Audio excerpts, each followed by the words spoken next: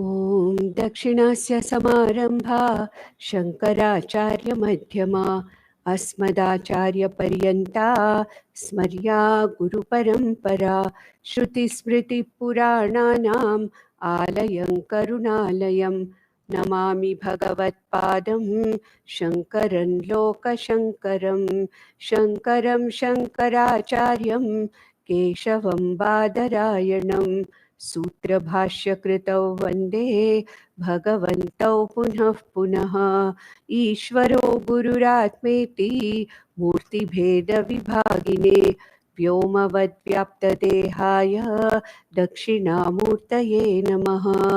परिज्ञानाश्रम श्रीगुरुशङ्कर परिज्ञानाश्रम शङ्कर सद्गुरु केशव वामन कृष्ण पाण्डुरङ्ग आनन्द परिज्ञान गुरु सद्यो जात शङ्कर सद्गुरु गुरुर्ब्रह्मा गुरुर्विष्णु गुरुर्देवो महेश्वरः गुरुः साक्षात् परब्रह्म तस्मै श्रीगुरवे नमः।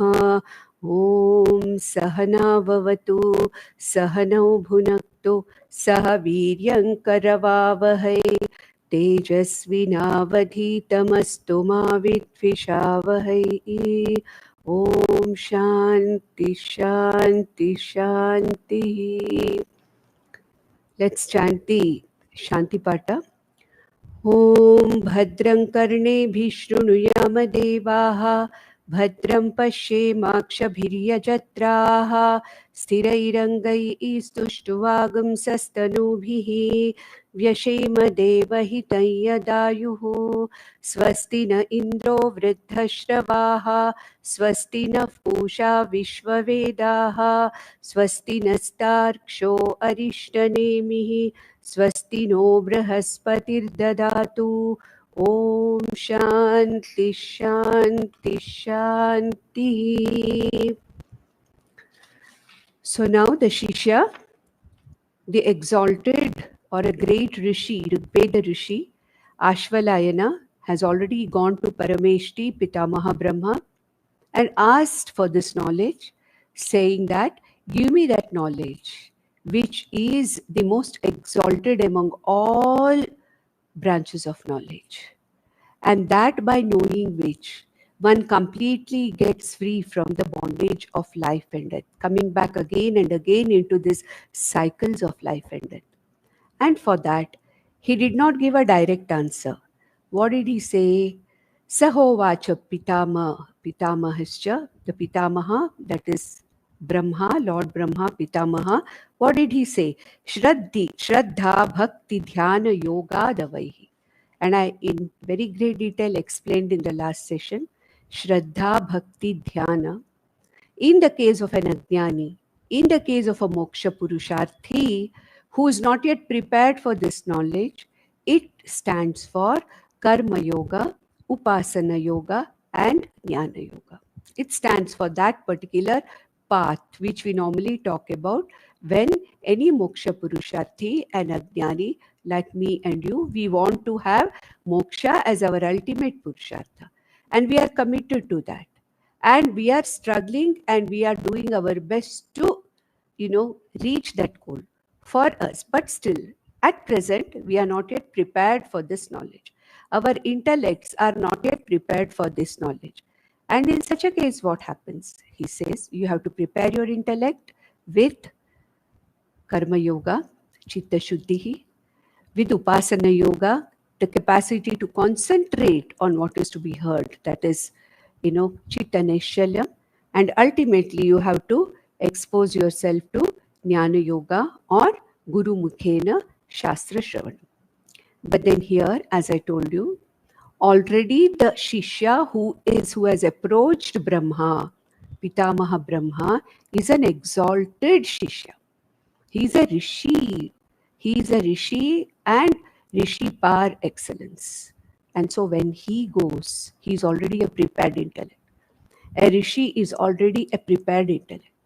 Probably he has some reason to go and ask for this knowledge, to reassess, to reconfirm certain things probably which he has to know. And therefore, when Lord Brahma talks to him, talks to this exalted Rigveda Rishi, what does he say? Shraddha, Bhakti, Dhyana Yogad Avaihi means it stands for Shravanam, Mananam, and Nididhyasana. So, Shraddha means with Shraddha, Shraddhavan Labhate Jnanam, said Lord Krishna in Bhagavad Gita. With all the Shraddha, that the Shastra is the only pramana for me to understand whatever it needs to be understood, whatever needs to be understood, to free myself from this samsara bandhana, that our scriptures, Vedanta, is the only pramana. Iti Vedanta pramana, Shraddha in Vedanta pramana. Then Shraddha in the Guru, that the Guru is the only one who can unlock the words of Shastra for me. The words of the Shastra are cryptic and they can be misunderstood by me. And the only person is a Sampradaya with Guru who has come in a particular Sampradaya of teaching Vedanta. And so I trust the Guru to unfold the message of the Shastra. And with the trust, I listen to the Guru. Guru Mikhena Shastra or Vedanta Shravana. That is Shraddha. Bhakti means with a lot of commitment, to whatever I have heard. I try to make my knowledge doubt-free. So I'm committed to that knowledge. Bhakti to the Shastra. That right now I may be having certain problems with understanding the Shastra. I may have certain problems because I don't know. I may see some contradictions. I may not understand certain things that the Shastra is telling me. But then I'm committed to the Shastra. I surrender to the Shastra. I go on listening to it again and again and again. And ask relevant questions to the Guru. And ultimately make my knowledge free from all doubts. Vikalparahita jnanam, samshaya rahita jnanam, it is called as. That is called as bhakti here, which is mananam. Mananam is given the name bhakti here. And dhyanam, when he says the third word dhyanam, it is nididhyasanam. One has to contemplate. Contemplate why? Because whatever I have heard from the Guru and from the Shastra is something which I have never heard before. It tells me you are that unlimited Brahman. But what is my opinion about myself? I am a limited, miserable samsari. That is my opinion about myself. But the Shastra is telling me, no, you are the Purnatva Swarupa Atma, Nitya Swarupa Atma, Sukha Swarupa Atma. Now, this is something which is totally opposite to what I think about myself. So what does he say? I have to have dhyanam or contemplation or constantly contemplate over whatever has been heard by me from the Guru and Shastra. That what is called as the Nididhyasanam here is called as Dhyanam. And what Krishna has talked about in the 6th chapter of Bhagavad Gita is nothing but this Dhyana Yoga, which is nothing but Nididhyasanam he has talked about. So after that, in the 3rd verse, Bhagwan Brahma, Acharya Brahma, Parameshti Brahma, Pitamaha Brahma wants to make it very clear to the Shishya and through the Shishya to all of us that it is only the Atma Jnanam which ultimately frees me from my bondage. No amount of karma, no amount of upasana can actually directly liberate me. So karma and upasana are necessary, but they cannot directly liberate me. Direct liberation is not possible. What is the meaning of direct liberation? Karma cannot directly liberate me and I cannot abide in my swarupam, my Atma Swarupam, only by karma or only by upasana. That means what? Karma and upasana are necessary, but they are the stepwise approach, and the final step is jnanam.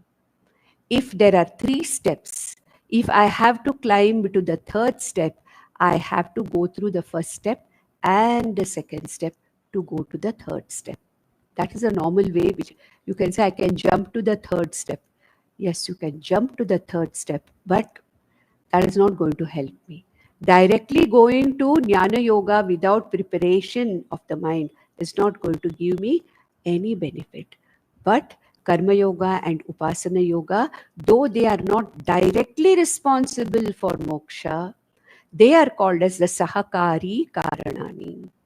And that is what is going to be explained in the 3rd verse and the 4th verse, especially in the 3rd verse. So, what does he say? न कर्मणा न प्रजया धनेन त्यागेनैके अमृतत्वमानशुः परेण नाकं निहितं गुहायां विभ्राजते यद्यतयो विशन्ति. So he says here that this I told you last time, that this is the verse along with the 4th one, is chanted when we welcome a jnani, a matadhipati with the Purna Kumbha, a sannyasi, when we, take them or welcome them with the Purna Kumbha. This is what we are actually talking about. This is what the mantras that are chanted. This comes in the Mahanarayana Upanishad also. Na karmana na prajaya dhanena. And there is a long mantra there. Here, 2 of them are given here in the 3rd and the 4th, the first 2. So, what does he say? Na karmana. Karma means what? The Veda Vihita karmas. Whatever may be the exalted karma that you do. You may do the highest yaga given in the Veda Purva. You may do all kind of Purta karmas, Ishta karma and Purta karma. Ishta karma means what? All the Veda Purva Vihita karmas in the form of various sadhana sadhyas. For this particular sadhyam, this particular sadhanam. Like that, thousands of karmas are there. So, Veda Vihita karmas, Ishta karmas, for the sake of fulfilling a material desire, for the sake of fulfilling dharma, artha, kama, purusharthas, do purta karmas. Purta karmas are whatever called as the loka kalyana karmas, helping people in the form of various pancha mahayagnas that I may do the purta karmas like manushya yagna, bhuta yagna. I'll do all these kind of things to be a useful member of the society. Good. That has to be done. There's nothing wrong in that. But either an ishta karma or purta karma does not directly give you moksha. It is knowledge alone. Jnanattu yeva kaivalyam.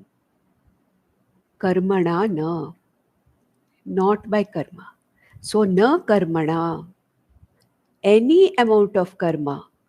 Karma means it could be a kaika karma, vachika karma, manasa karma. Any number of pujas, worships, and chanting. It's good. They will give me chitta shuddhi.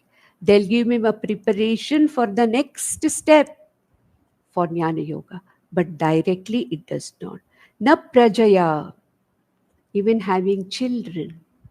Because many people feel that if one has to liberate oneself, one needs children who can do all that has to be done, take over from you when you die and continue to do the Vaidika karmas. And then do the Pitru karmas so that you go to the higher worlds. So Praja, a child, is taken as one of the means for further for liberation or going into the higher lokas.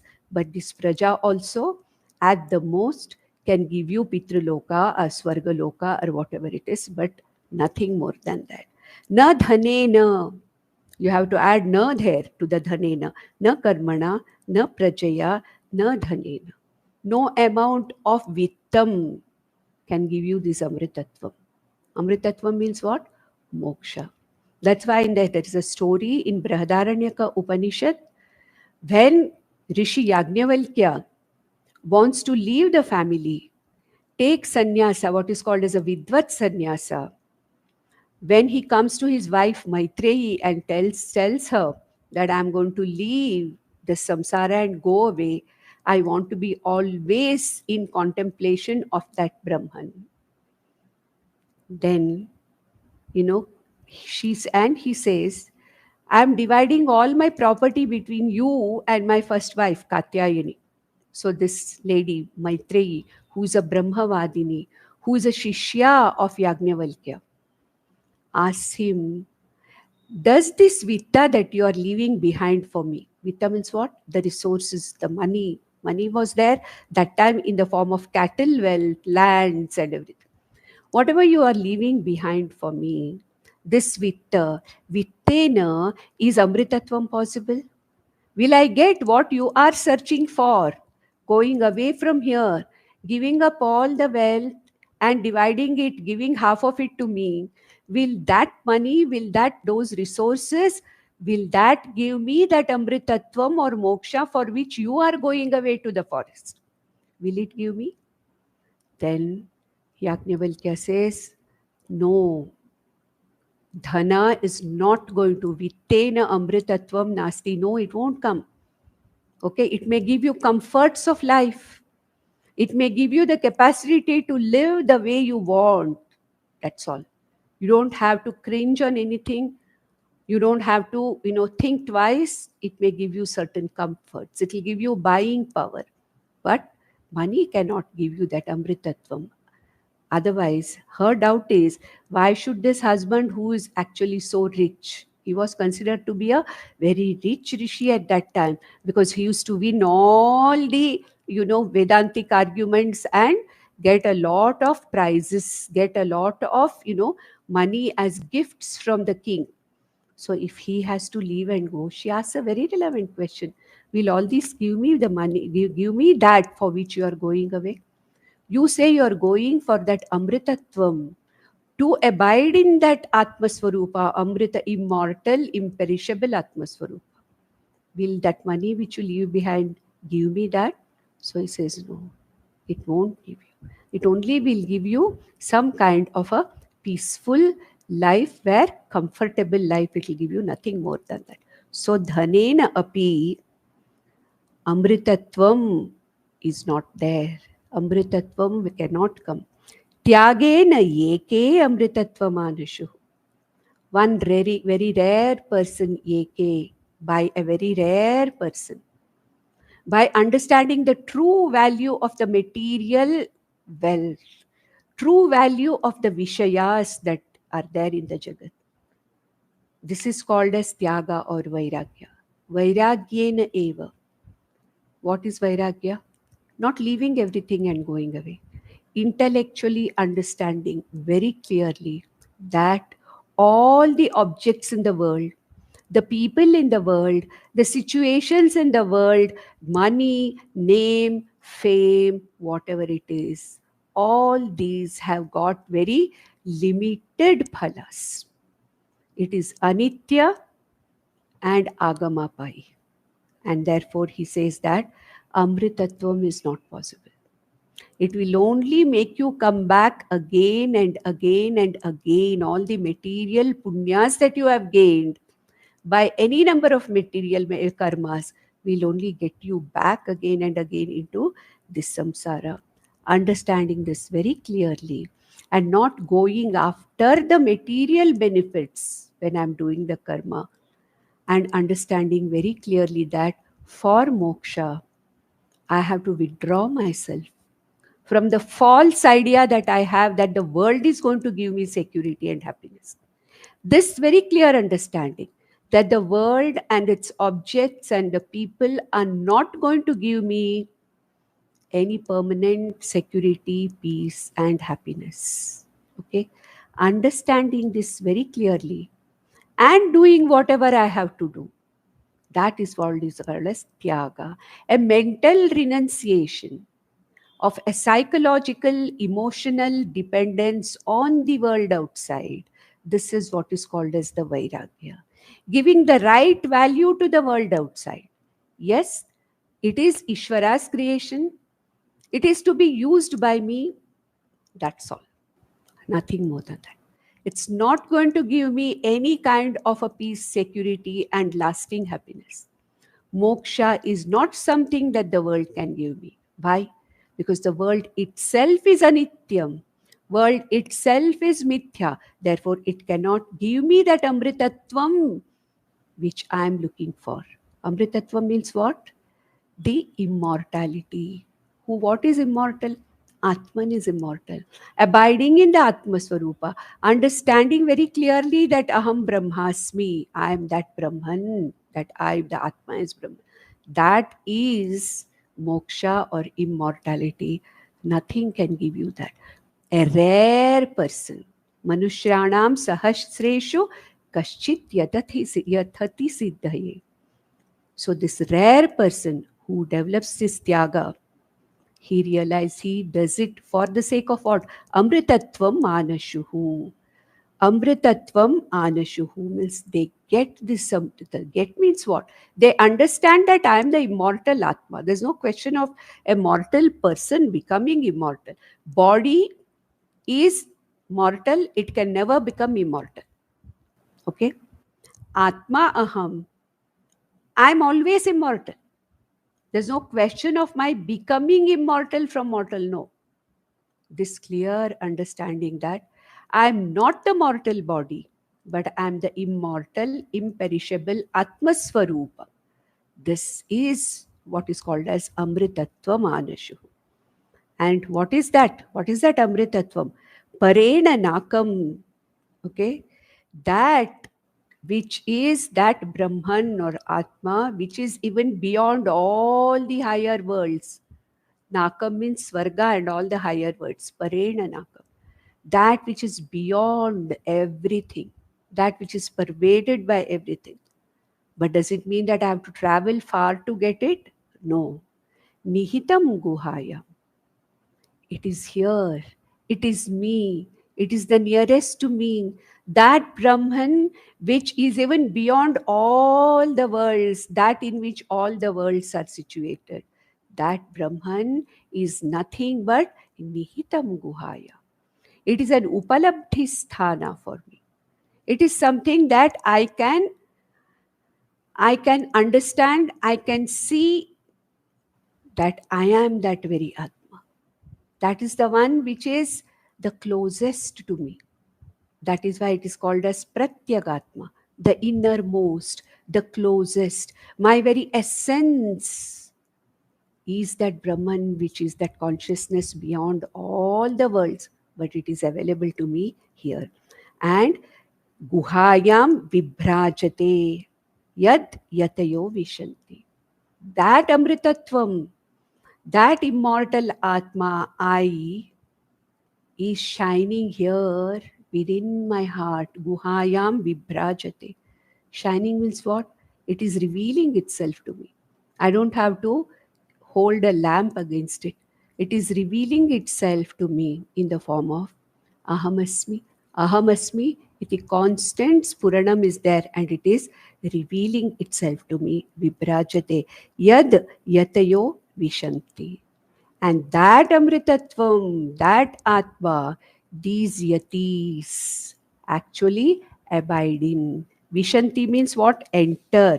But here there is no question of entering. Here, after Karma Yoga and Upasana Yoga and Chitta Shuddhi, these yatis, these moksharthis, moksha purusharthis, ultimately abide in this Atma Swarupa. Vibhrajate yat yatayaha. Yatayaha means what? All these moksha purusharthis who are committed to knowing Brahman, committed to knowing oneself. There, they enter means what? They abide. They understand I am that consciousness, which is everywhere, but which is so easily available every minute. As Ahamasmi, it is Puranam, it is available in me. And they abide in it. That is what is called as moksha. And then in the fourth verse, Vedanta Vijnana Sunishchitarthaha Sannyasa Yogadyatayah Shuddha Sattvaha Te Brahma Lokeshu Parantakale Paramrita Parimuchanti Sarve. So here the entire journey of a moksha purusharthi is talked about. Okay, so let us see this journey of how first a moksha purusharthi purifies his intellect and then withdraws from the world and concentrates, focuses on this knowledge, Guru Mukhena Shastra Shravanam. And this knowledge ultimately frees this person from the bondage of recurrent cycles of birth and death. So, this whole journey, a karma yogi, an upasana yogi, karma and upasana yogi, we can take it together, karma and karma upasana yogi, and then jnana yogi, and then abiding in moksha. The whole journey of a moksha purusharthi is talked about here. So let us take the first word as Shuddha Sattvaha. That is the first word here. Because as I told you earlier also, in all these, mantras, you may not get it in a particular order. The words are in different places in the verse. So to make a proper meaning of that, to understand exactly the movement of the mantra, we have to take the words from different places and take that as the first verse. That happens even in Bhagavad Gita also, we have seen that.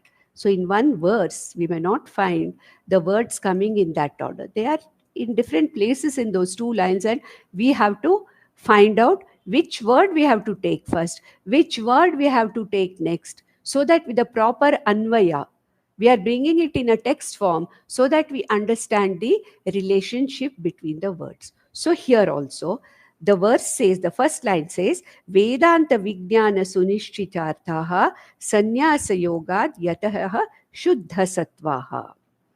So now we have to begin with Shuddha Sattvaha. So the journey of a moksha purusharthi starts with Karma Yoga. And such a person first purifies his mind through Karma Yoga. Because there are so many gross impurities in the mind. All my emotions, raga, shoka, moha, kama, krodha, so, raga and dvesha means kama, krodha, same thing it is. Then all these, then mada, matsarya, ahankara, all those things, so many are there. So all these things which Lord Krishna, says you have to get rid of them by following a set of values, amanitvadi, in the 13th chapter, correct? We remember that. So here he says, Shuddha Sattvaha. Shuddha Sattvaha means what?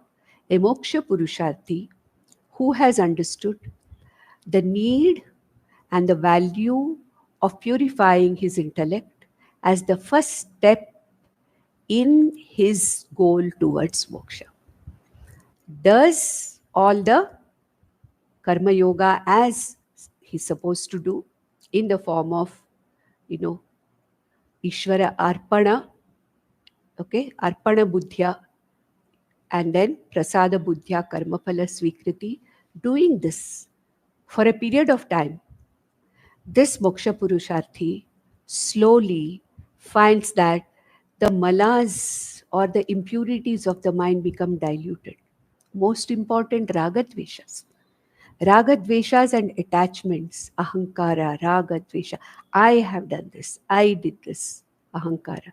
I want this. For this purpose, I am doing this, raga. I don't want it. I want to get it out of my life, dvesha. So ahankara, raga, dvesha, anger, so many things are there. When I do karma yoga over a period of time, my raga dveshas get diluted.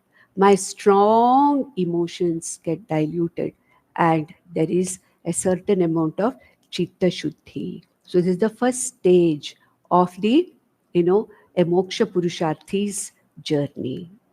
So this is Shuddha Sattvaha first. Then Yatayaha Sannyasa Yogat. Sannyasa Yogad Yatayaha. Okay. Then what happens? They sannyasa yoga means what? They detach themselves. So they renounce the value that they have for the world outside. They no longer believe that the world can give me amritatvam or happiness or permanency. No. And slowly with this chitta shuddhi, and they start withdrawing from the world. They understand the limitations of the world, the limitations of what we can get from human relationships, from the objects outside, from the situations around us. Slowly, they start understanding that all these things are absolutely limited.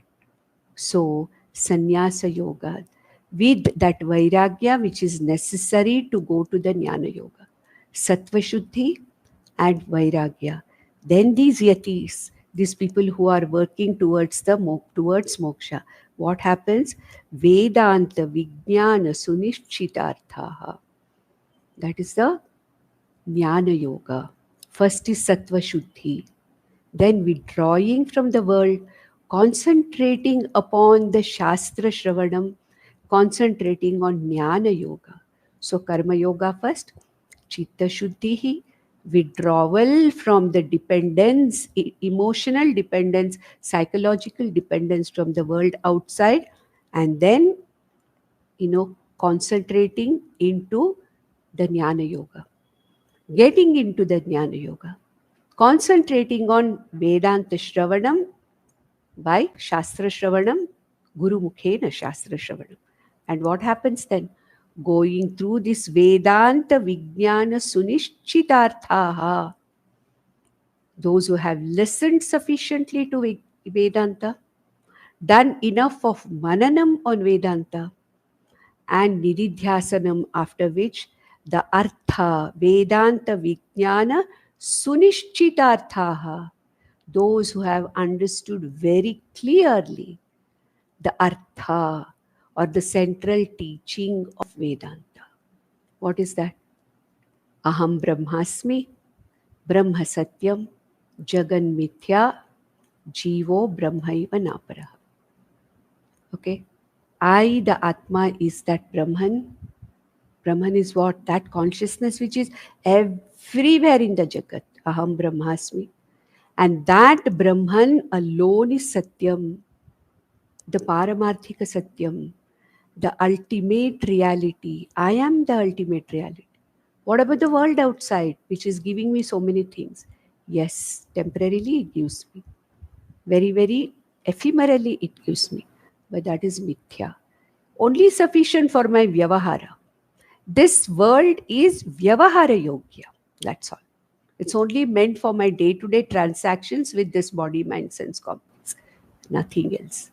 He understands that.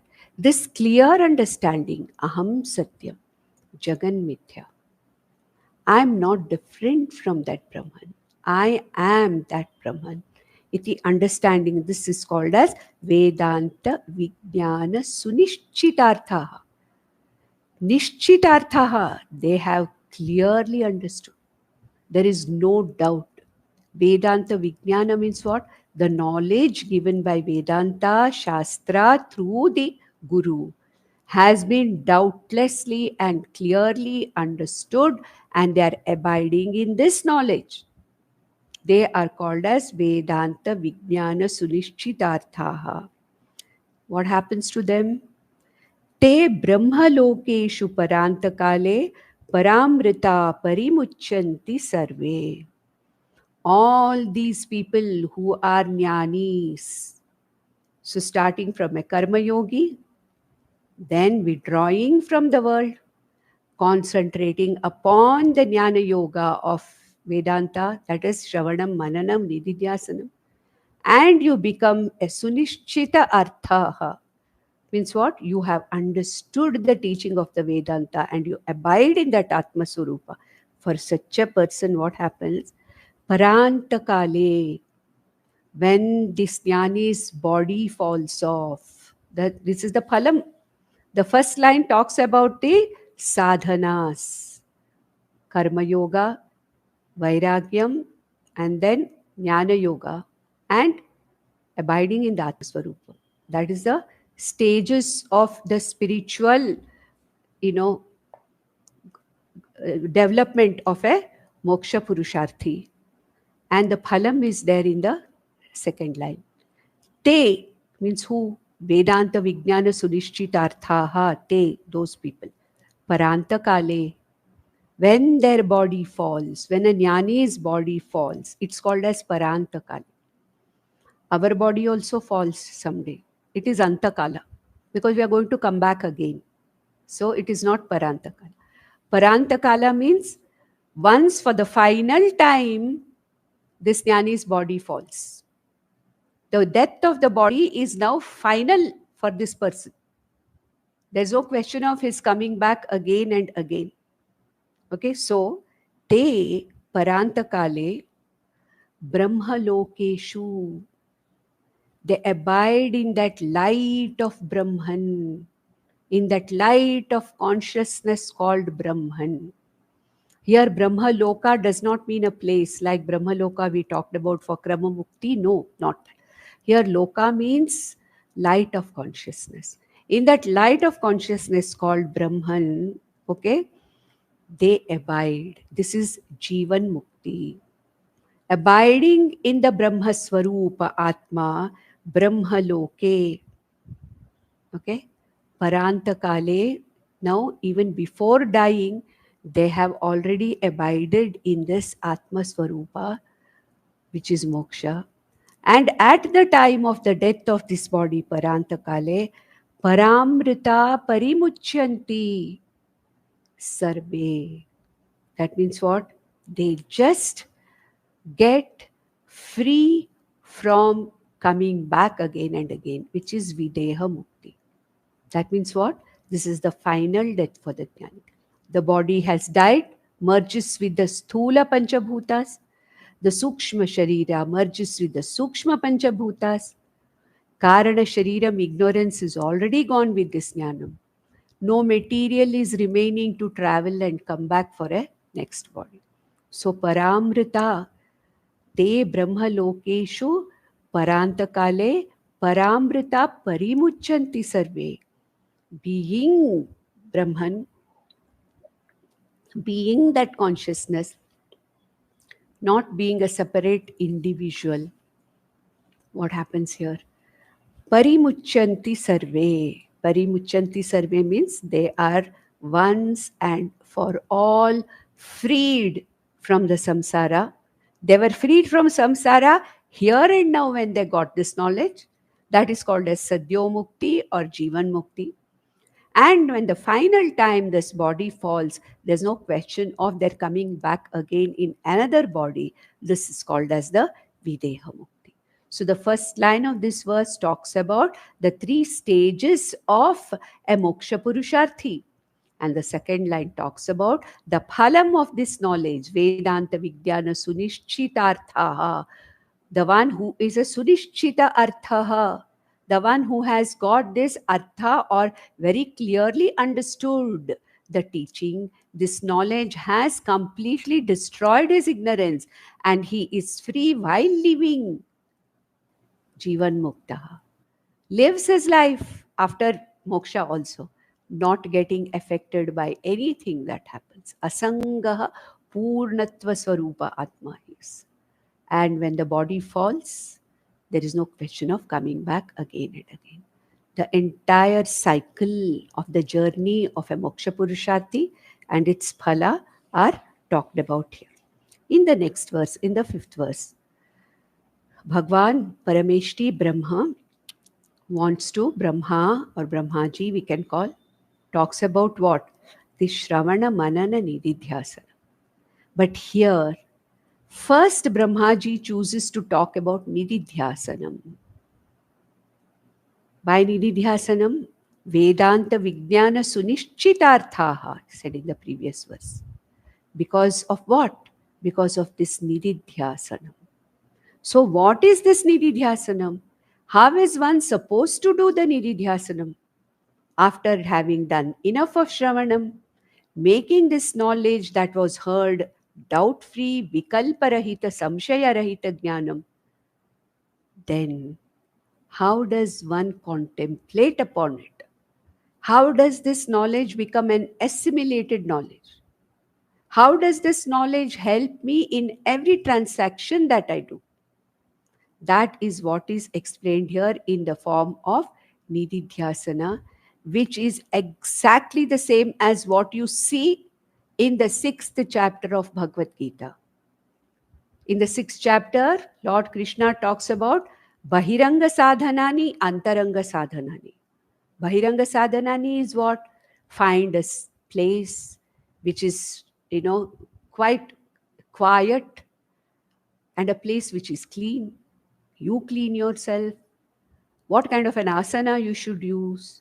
How should you position your body? What is the position in which you say? All those which are the Bahiranga sadhanani are talked about here in this verse, and then the Antaranga sadhanani as to how to concentrate upon that contemplation. How to contemplate.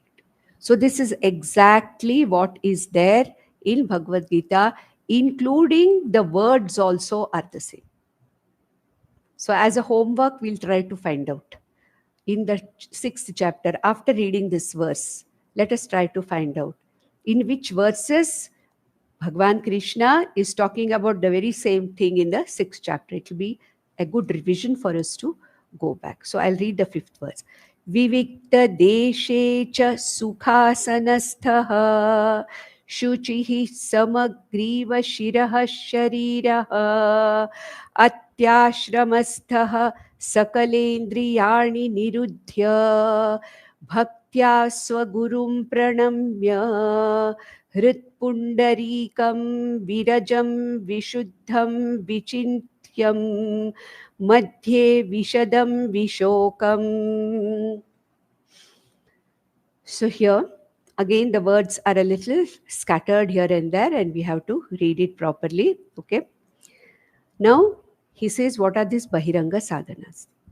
Initially, actually nididhyasana should happen at every minute of our lives, even during our transactions, even during our vyavahara, nididhyasana has to happen. But for that to happen, we have to initially practice a sitting meditation, which is called as dhyana yoga in Bhagavad Gita. And the same thing here also, Shraddha Bhakti Dhyana Yoga Davaihi. Parameshri Brahma said that. So what is this dhyana? So first, Bhagavan Brahma, Parameshri Brahma, Pitamaha Brahma is starting with nididhyasana first, straight away. Why? Because the Shishya is such an exalted Shishya. Probably Bhagwan Parameshri Brahma does not feel the necessity of telling him what is Mananam and what is Shravanam. So starts first with nididhyasana.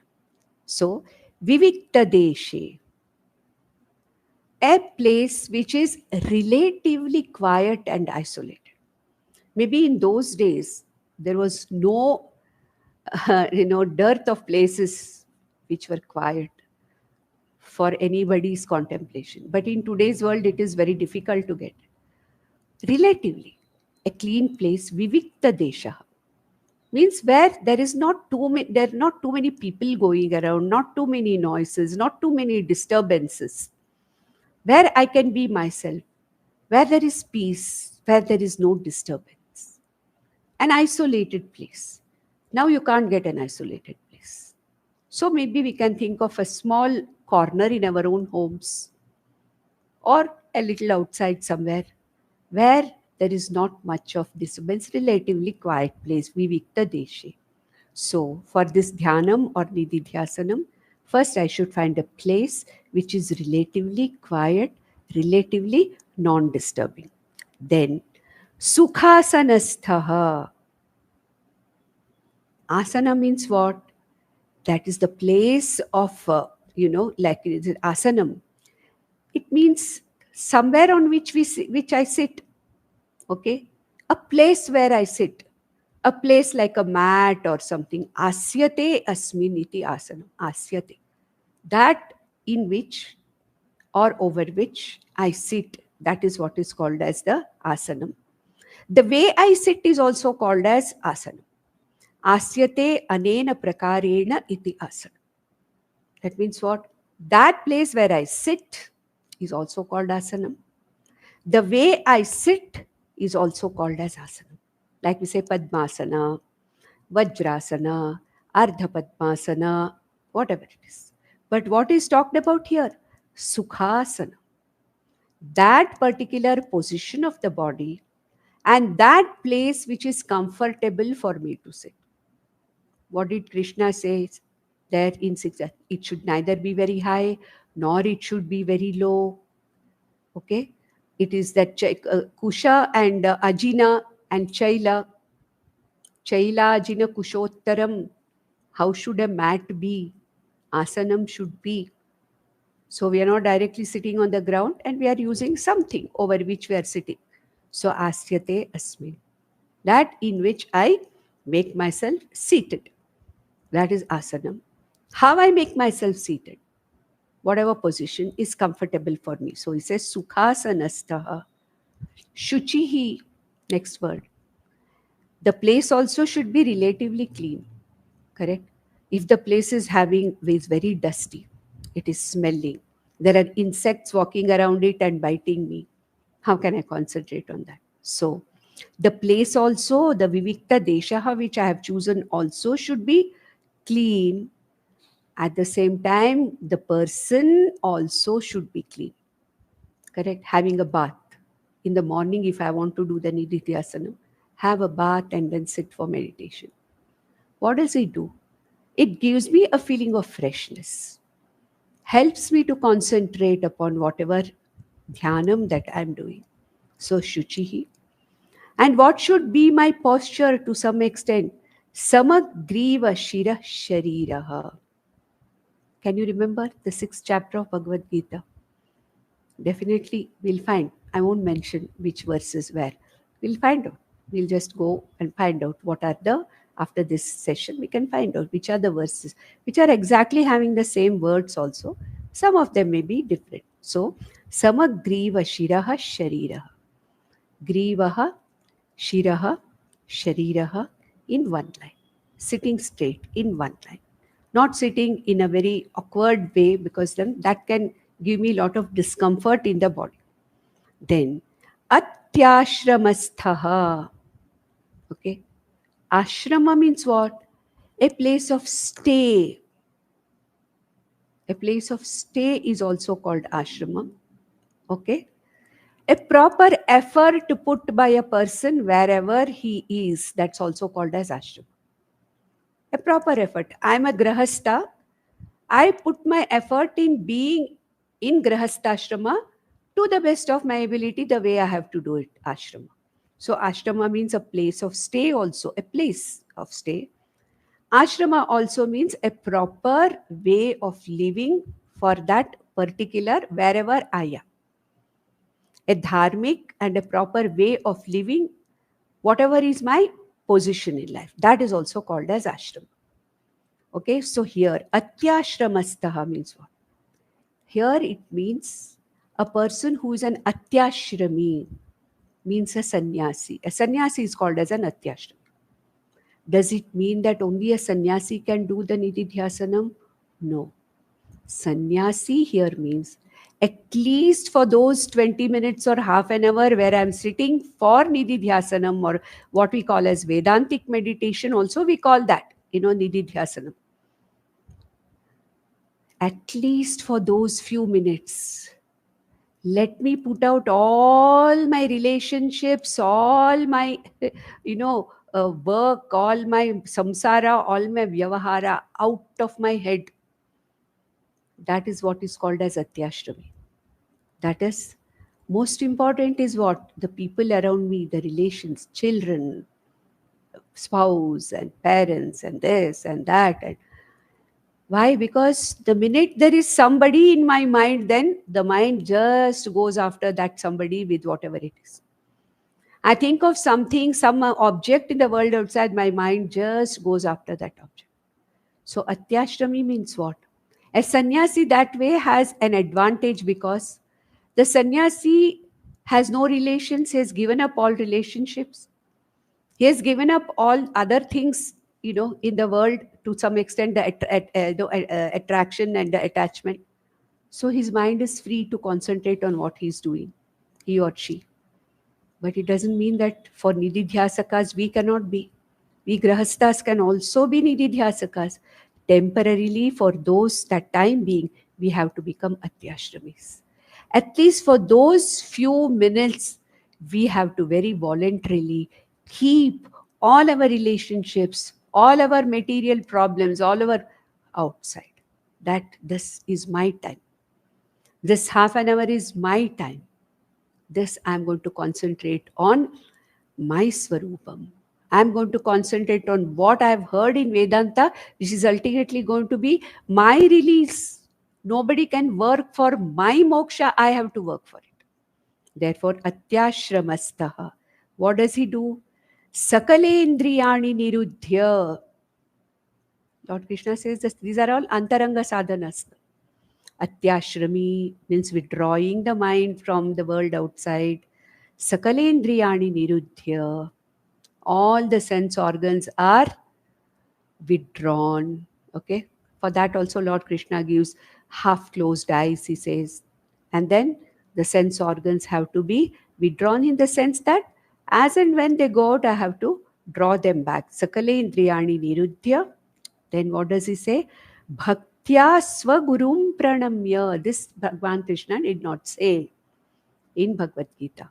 But here Lord Brahma is telling, Bhaktya swagurum pranamya. Your Vedanta Guru, Bhaktya pranamya. Just think, bring that your Vedanta Guru's picture in the mind. Offer mental pranams to the Guru who has given you this knowledge. Because when we think of a particular person, the mind goes round that person. If I think of my son or my husband or my child, my mother or father, those people will be roaming around in my mind. But when reverentially I think of my Vedanta Guru and pranamya, I offer my namaskaras, the connection comes. Whatever this Guru has taught me, what is my connection with my Vedanta Guru? The teaching that I have received from him or her. So when I think of my Vedanta Guru pranamya, my mind is tuned towards the Vedantic meditation. So Swagurum Bhaktya Pranamya.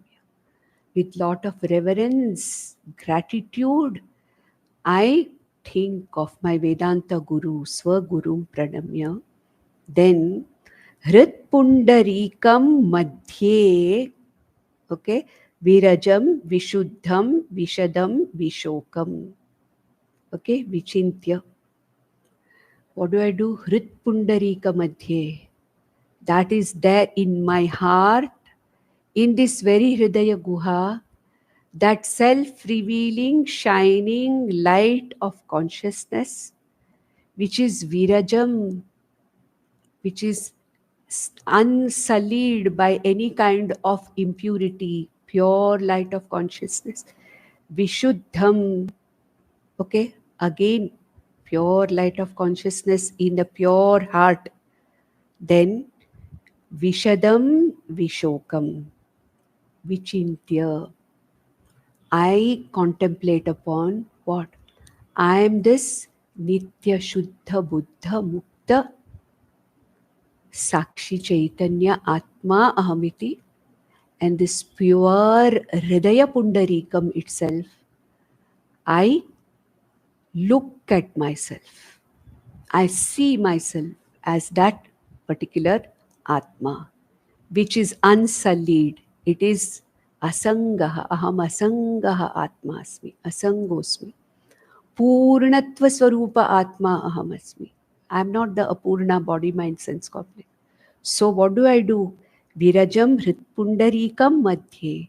In this purified heart of mine, in the Hritpundarika, I just concentrate upon that.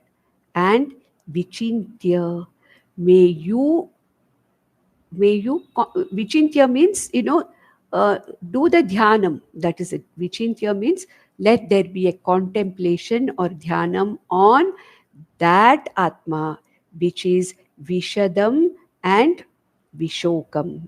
Vishadam means that clean, pure light of consciousness as I am.